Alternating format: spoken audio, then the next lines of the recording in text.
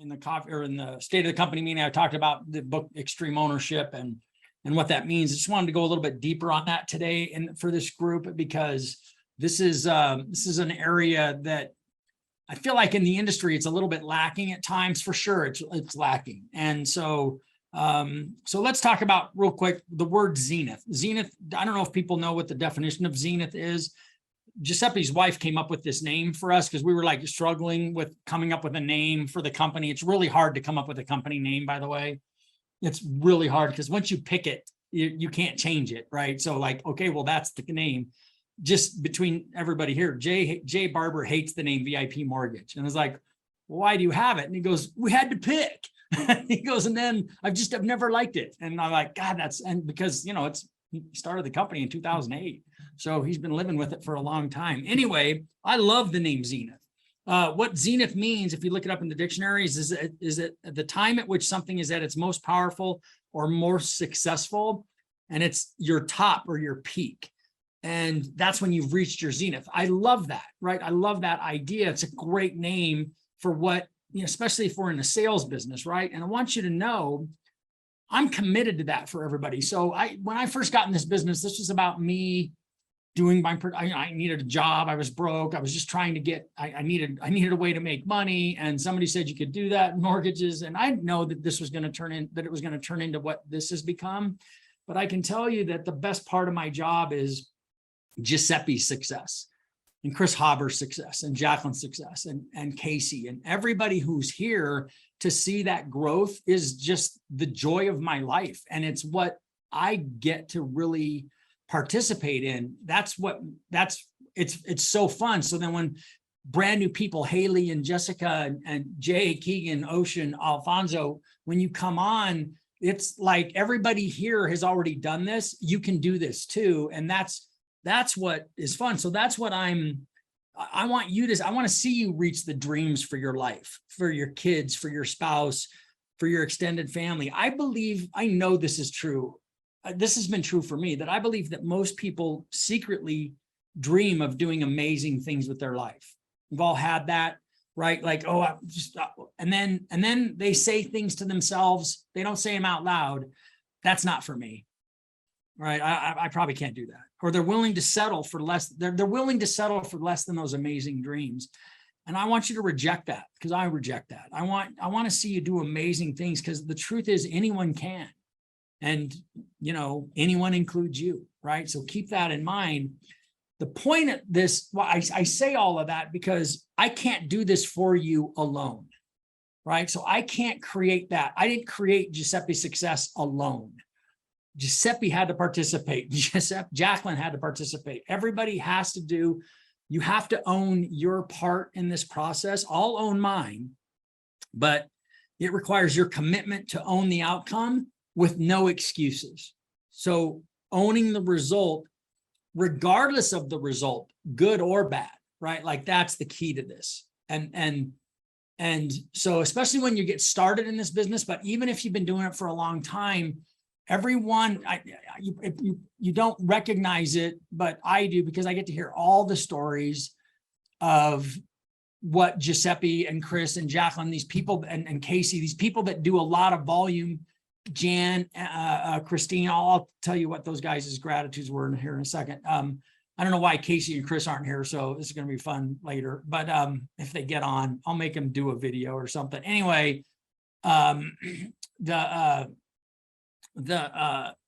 hear the things that are hard for them. I hear about their challenges. I hear about their setbacks. You don't. You just look at their production. We all do this. We look at the successful people's production and the successful people's result, and we go, oh, that would be so nice. It's like, okay, well, you want all of it? You want all of it? Because you can't just have this little slice of it. I had this same conversation with Jay Barber once. After we did 500 million the first time, it was the first time VIP did 5 billion.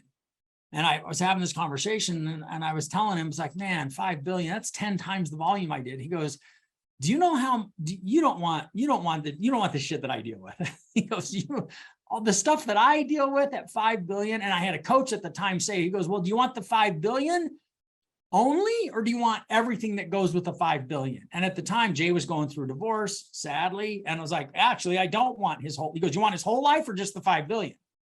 Okay. So the point is that it's always challenging and you have to own all of it, regardless of what it is you're dealing with, regardless of what it is you're struggling with. It's everything. It's not just some of the stuff. It's all the stuff. And so we're going to just show a quick video here. It's the good and the bad. It's what we talked about last week. And I just wanted to go a little bit deeper. So I'm going to share.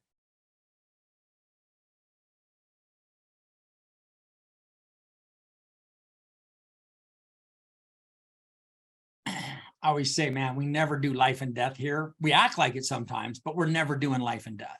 And I do think what we do is serious. It's very emotional. It's very high. You know, I wrote about it in the Friday Focus today, the family, home, money. These are really important things. Realtors who may or may not. The 10 hardest races in the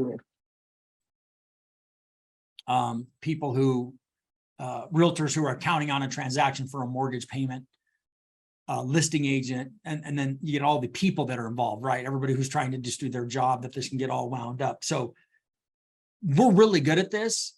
We've had, I'll admit it, we've had some real serious breakdowns in operations the last 6 months. I mean, it's been torture for me. I've had some experiences where I'm like, I can't believe this shit's happening. I'm like, this isn't us. And so, you know, I'm really excited about the changes that are being implemented for all of us, and the opportunity for relationship building and creating new ways of doing things in that department. But what I'm going to guarantee you is that I still can't make this perfect 100% of the time, and neither can you, right? It just isn't going to happen. And at times things are not going to go your way in this business. I guarantee it. Okay. And it happens every day. It happens every day for everyone. So, but that philosophy of good, I will also guarantee that when you embrace it, you're going to grow so much from those situations. It's always the challenge. The challenge is to not let your emotions get the better of you at that time, at that moment, because that's what happens to us, right? And I do it. I'm as guilty of it as anybody. I get an email about something that happened on a loan, and my emotions can get the better of me. It's hard to just say, good, what are we going to do to get better? But if you can do it, if you can be strong enough, if you have that will, and if you've got that strong mind, it can get a lot better, because you can't prevent those bad things from happening 100% of the time. What you can do is be in a constant state of never-ending improvement by changing your mindset about those setbacks, that when things are going bad, there is always some good that can come from it. It is difficult in that moment because, and you think about things going bad on the in war, in a battlefield, like people, like think about how much worse that can be. We're doing mortgages, right? We're doing mortgages. So as difficult and as challenging and and the risks that are associated with something not going well, because the risks are a reputation, the risks are a realtor that doesn't refer you anymore, the risks are a client that gives you a bad review, the risks are, they're not life and death risks, right? So that there's always some good that can come from it if you believe that you can get better because of a setback. You have to, it's just a belief that we have to have. And it's something that we can ingrain in our culture. I do think that we've been really good at that over the years, of always figuring out a way to improve and get better. But I just need everybody to participate in it. And if I don't share this with every person who comes to this company, and that's why we're talking about it today, there's more new people on this call than old people, OGs, I guess. So here's some of the things I came up with. Got hung up on by the last realtor I called. Good. Wouldn't want to work with a Rudy anyway, right? Like I call those people the Rudies. Realtor canceled at the last minute. Good. More time for prospecting, even better partners that are more respectful of my time. Realtor gave out 3 business cards. Good. I have the opportunity and the chance to outperform the others, so I become the only lender that they refer. I freaking hated the 3 business card bullshit. I freaking hate everybody. We've heard me talk about it. God, I hated that. Lost the deal because of price. Good. I know I need to practice on how to show more value. Got a deal killing condition that I wasn't expecting. Good. A chance to learn more about how to be a better loan officer for my clients and my agents. Need to study and master the guidelines. Talked about that last week. You got to know your shit, right? You got to know your shit. My assistant isn't performing or she's quitting. Good. I now know I need to become a better leader. It's one of the biggest challenges as your career moves on. That's going to be one of the biggest challenges that people have had is growing a team. It's becoming a better leader is what that requires. So it's challenging. That's ahead for those of you that are going to want to continue to go and get to that 100 and 150 loan a year business. That's what that's going to require you to do. So I heard this, they were talking about, I heard this on the radio because now the Broncos are in training camp. And so I pay attention to what's going on because I don't know why I love the Broncos. I love them because they're my team. I don't know why I care so much is the bigger thing. But they were talking about something that the coach had said, and I love this, and it applies so much to this business. Embrace the process. People who decide to embrace this process actually love the process of learning this business and becoming good at it are more successful sooner than the people who are only focused on the destination. I brought in some kind of a industrial psychologist person who did an analysis on, we had at the time, Giuseppe, Chris, Jack were our 3 best producers, and Casey wasn't here yet. We had some other producers that aren't here anymore. And we're just trying to calibrate, like, what makes a really successful loan op? What's the difference between the guys that are performing at a really high level and the guys that aren't? I think we had a couple of other pretty good performers. Actually, something I can't talk about what came back. We had a loan officer working here at the time by the name of Todd Gerke, and the things that came back from his analysis was like, Jesus, frightening. Anyway, and he doesn't work here anymore. But what she discovered about him, the people that are smiling know what I'm talking about. What they discovered about the difference between those people that were really successful and the ones that weren't are the people that went like, okay, you can do this, you can make this, this is what you can do. Okay, I'll do the work. I will do the work. Because if I embrace this process of what I have to go through to get there, I'll get there. And so it's that idea of embracing the process. The people that are only like, I think you've seen that. We've had people that, get into this, and then after a while, they don't have the results. They're like, okay, well, they don't ever embrace the process. They just want the result. That doesn't work. Okay. That's never worked in business. That's never worked in anything. There's no easy button. There's no hack, right? There's nothing of that. That's just, it's do the work. Right. So I want you to if you don't embrace the process, going through that process can wear you down and make you give up. Right. So don't do that. So we're going to introduce a new term. I talked about this. It's called Z-ism, zenith, a Z-ism. And it's how we're going to identify those principles that I want to ingrain here in the culture of this company that will help us remember what we live and work by, to help us fulfill our mission and our purpose, which is to build an enduring world-class mortgage banking company and to have a profoundly positive impact on people's lives, starting with the people who work here, the clients that we serve, and the partners that send our business to us. If you can hang on to that purpose and that mission, then this becomes easier. So our first ZM is just simply the word good. That's it, good. When things go bad, we say good. Okay, so that's it. I just want you to all embrace, and there's gonna be some more that I'm gonna introduce over the next several weeks or months. We'll get to a point where we're not going to continue to introduce new things. I just want this to be simple stuff for people to remember and have it ingrained in this culture so that people can remember this. And then all of you can share it. And then as new people come into this company, you can be the people who remind people of like, hey, when things go bad, we say good. That's what we do here. Right? Because I guarantee you, I can't make it perfect 100% of the time.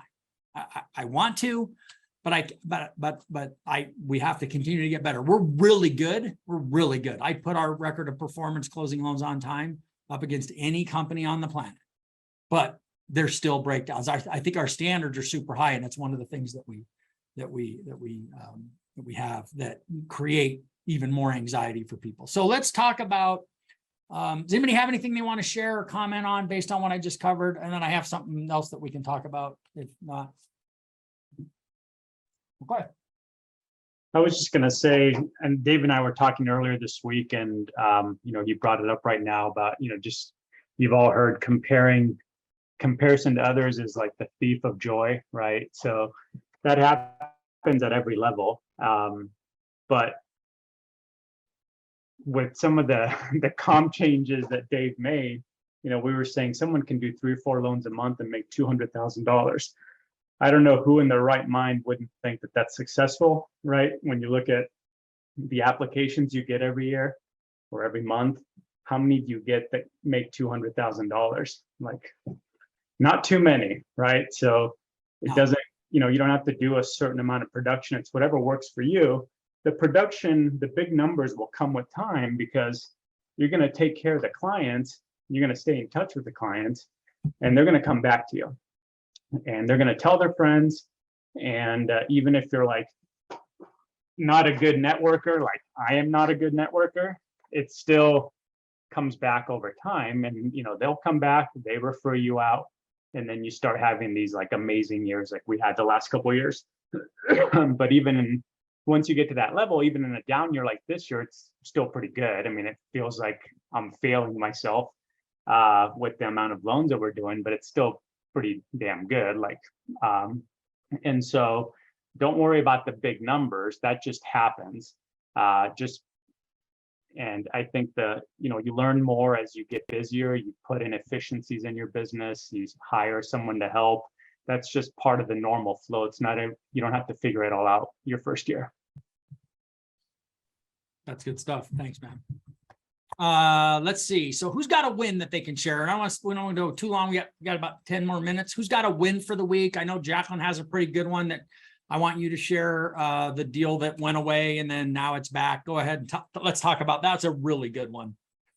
Yeah, so I had a client that I was working on a pre-approval for them, and they're self-employed, so they do what self-employed people do with their income. And so income wasn't very much. So I told them they wanted to put as little down as possible. I was like, okay, like we can do this, but the purchase price is this. And they're like, well, what if we have income coming from a trust? And it's like, yes, you can do that, but you have to establish the trust, blah, blah, blah. Well, they didn't like that answer. So they were already talking to somebody over at Belco. And so they ended up moving forward with them. I never heard from them again. The agent is a good friend of mine. Huh? That's a great story. Go ahead. The agent's a friend of mine. So she let me know what was going on. She goes, hey, just FYI, they went with Belco. They said they could do something. And I'm like, all right, cool, no worries. 5% down, right? Yeah. So it's 5% down. Yeah, you were like, oh, you got to do 20. Well, yeah. So they went under contract at 6/17, and 2 weeks ago, they got a notification that their lender had been laid off as a part of a round of layoffs. So now they don't have their LO anymore. They've got handed off to somebody else. And then on Tuesday or Wednesday this week, I think it was Wednesday. Anyways, they called and said that the lender called and said, hey, the underwriter miscalculated something on your income. So now you need 20% down. Let me know if you can come up with that. I'm going to be out of town for the next week, so I'll talk to you when I get back. And then they just went dark. So she called me and she's like, what can we do here? And I was like, well, send me the details. And so I ran some numbers. I was like, there's a way to do this, but I don't really want to give it to them because I don't want them to take it to Belco and say, hey, do it like this. And then I lose the deal. And so I talked to him yesterday, or day before yesterday, and spent an ungodly amount of time like trying to restructure it to figure out how to do it. We ended up doing 11% down. They've got a 5 1/8% rate. We're transferring the appraisal over. We're closing in 2.5 weeks, but they fired the other lender yesterday. So it went away and then it came back because the other lender lied. And exactly what I said he could do is what he could do. None of the numbers have changed. They just have a higher purchase price and we had to put more money down. So, but the other lender was not exactly doing anybody any favors by trying to find a creative solution. So, and that's how most lenders do it. So what I'm hearing is know your shit, Yes. right? You got to know your shit. It's like mortgage 101. You got to know your shit. Okay. Yeah. Good one. That's a great one to share. That's a very encouraging thing to share because especially when you're new, you're going to hear, well, the other lender said they could do it. It's like, look, it is what it is. The other lenders are wrong a lot. Anybody else? I have a couple funny situations. So one, I got an email from a client this week that I think maybe had reached out last week, and Haley was trying to get us a call scheduled. And then he said, hey, I want to apologize for wasting your time, but we've decided to go with a different company for the home loan simply because our real estate agent wants us to use Bank of America. Sorry, because I was really looking forward to working with Giuseppe. So I was like, well, I saw who referred him. It wasn't a realtor, which thank goodness. It was just, I don't even know actually the person who referred him. So I replied back and I was like, are you sure? I don't want to step on anyone's toes, but maybe you want to get a second opinion from me for another realtor, because I've never met a realtor in this market that would want to push someone into using a large bank, because it's harder to get an offer accepted, communication sucks, blah, blah, blah.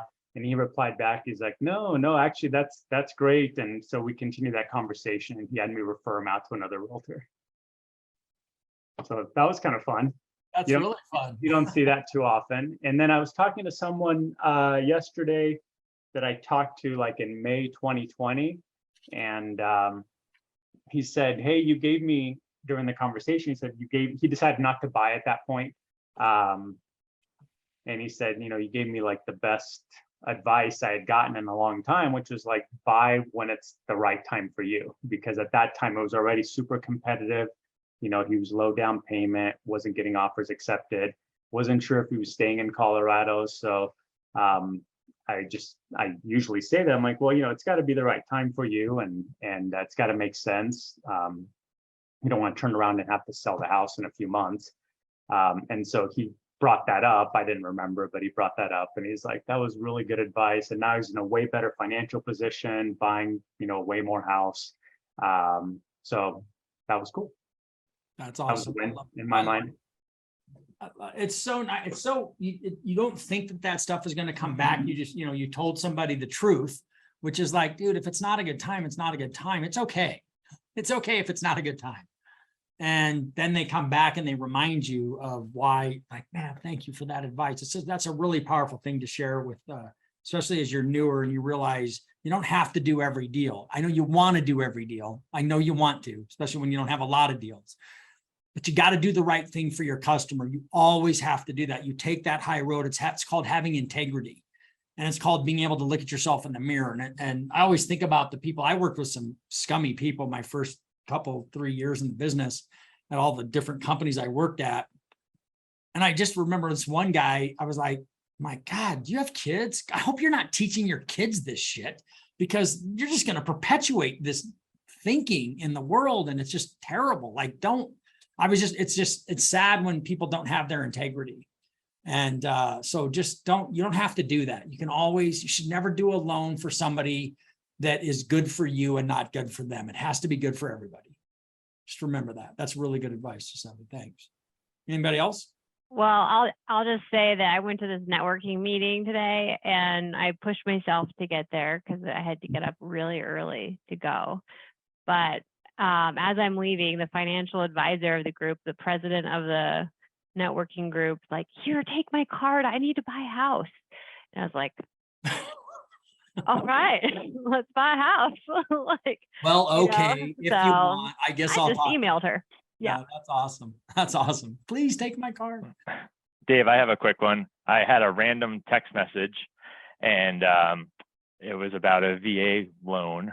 And I decided I'm not going to text back because he was like, hey, Blake, and I was like, well, I'm not Blake. But so I called it back and I introduced myself. I was like, hey, I'm not Blake, but my name's Jay. I can answer your question. And he was super excited that I answered it. And that day he passed me 2 leads. And since this started last week, I've had 5 leads from this realtor. We had breakfast yesterday and he's excited to send me more. So Damn. We have a saying in sales that even a blind squirrel can find a nut every now and then. That's Right. kind of what this is.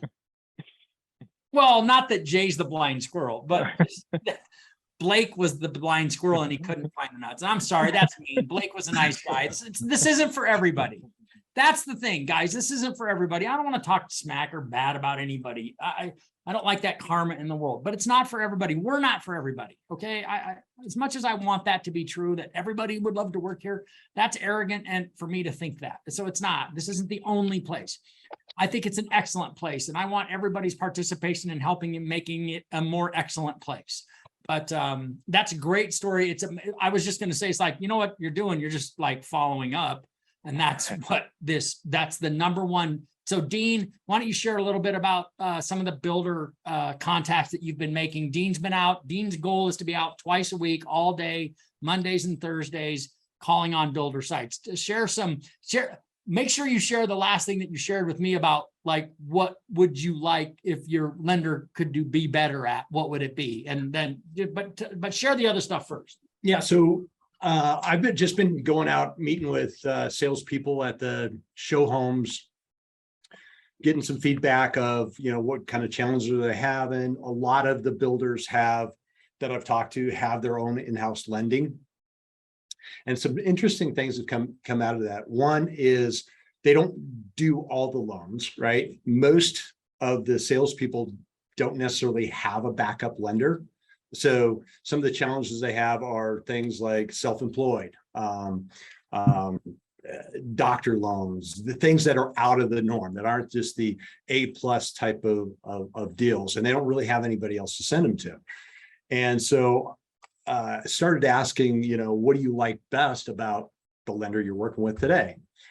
And most of them, because they're an in-house lender, have said, well, it's seamless, transition, and because we're all the same company and that type of thing. I said, well, if there's one thing you could add, or one thing that you wish they did better, what was it?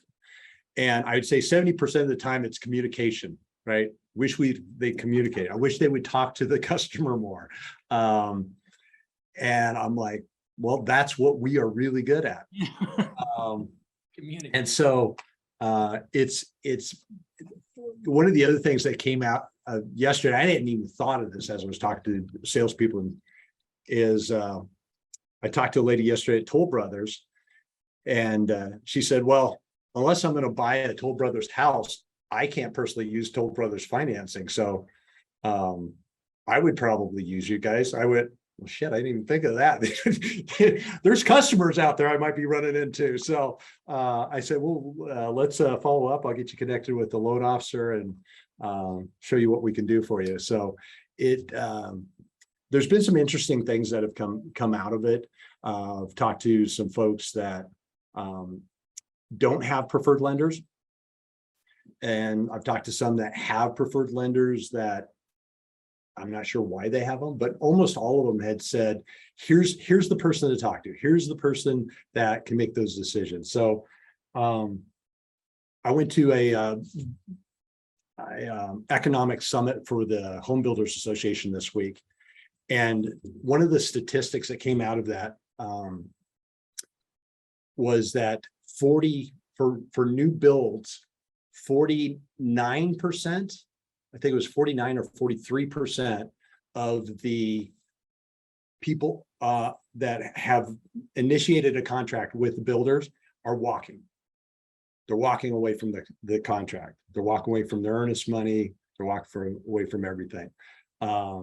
So when I heard that, I thought to myself, good, because I can help builders with that. And so builders are sitting on a lot of inventory. They're throwing out incentives, but they don't really have a strategy there. So I think it's a great opportunity for us to help them figure out how to engage with the customer and how to keep them engaged throughout the process.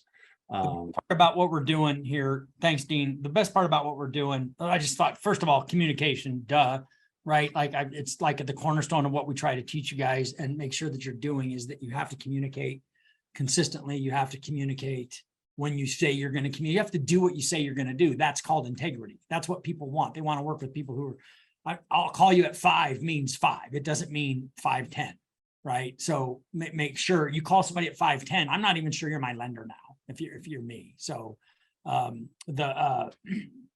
but the thing that we're going to get out of this, and that's why I'm so excited about what we got Dean doing, is just the connections that he's going to be making and the consistency. We have to stay with it, right? This isn't going to be something where I'm going to like, hey, I'm going to have like 25 builder leads a week in about a month. But I do think we're going to get them sooner than Dean and I thought initially, just based on some of the feedback that he's already getting. So One of the other- it's just consistently showing up at these sites. Yeah, one of the things that came out of this week is I stopped by Pulte Homes, which Pulte's the #3 builder in the country. And I thought to myself, well, they weren't in any of the initial research I did. Like they never showed up even on the radar. And I thought, well, that was weird. And I thought, man, I know I've seen Pulte Homes around somewhere. And one of the things with Pulte is they haven't been in the Colorado market since 2013. They pulled out. And I guess they have a reputation of getting in the market, getting back out of the market. So a lot of mortgage brokers don't necessarily want to work with them because they're not super reliable. But even though they have their in-house lending, their sales rep was like, oh God, I would love to have somebody else to refer business to. So I think that could be a great opportunity for us as well. So. Right on. All right. Well, thanks. Anybody else? All right. Well, hey, let's everybody have an awesome Friday. Thank you.